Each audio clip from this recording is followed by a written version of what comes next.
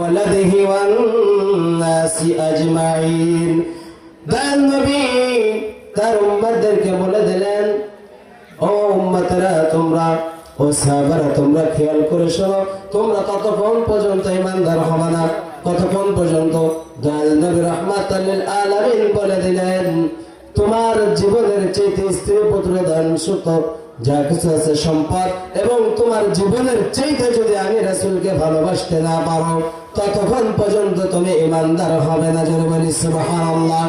রব্বুল আলামিন বলেন, ও বান্দা বান্দাগণ, তুমি যদি আমি আল্লাহকে সরাসরি পাইতে যাই কখনো পাবা না। রব্বুল আলামিনকে কি সরাসরি পাওয়া সম্ভব? রব্বুল আলামিনকে কখনো সরাসরি পাওয়া সম্ভব? রব্বুল আলামিন বলেন, আমি আল্লাহকে যদি কেউ পাইতে চাই, আমি আল্লাহকে কেউ যদি ভালোবাসতে চাই, আগে আমার রাসূলকে ভালোবাসো। আমার রাসূলকে ভালোবাসার নামই হচ্ছে ঈমান। জোরে বলি আল্লাহু আকবার। ঘোষণাকার ঘোষণাকার আমরা মুনাজাতে বলি, ওগো রব্বুল আলামিন, আমরা যে ইবাদত করছি এই ইবাদত ভুল ত্রুটি ক্ষমা করে তুমি কি করো? কবুল করে নাও।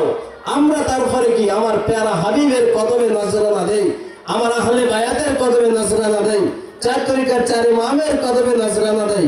এটা কি কোন দোষের কাজ? দোষের কাজ নাকি?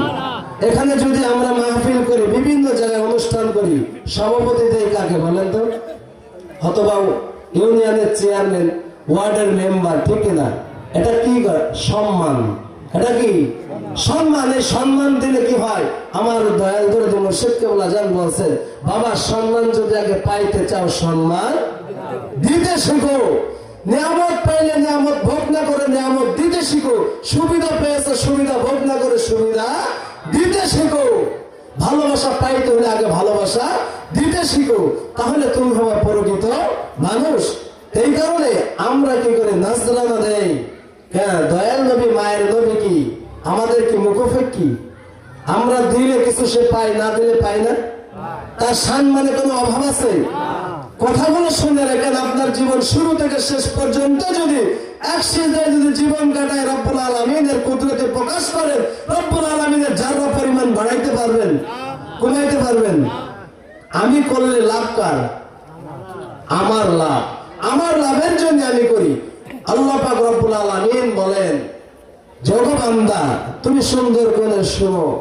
কেমন শোনা?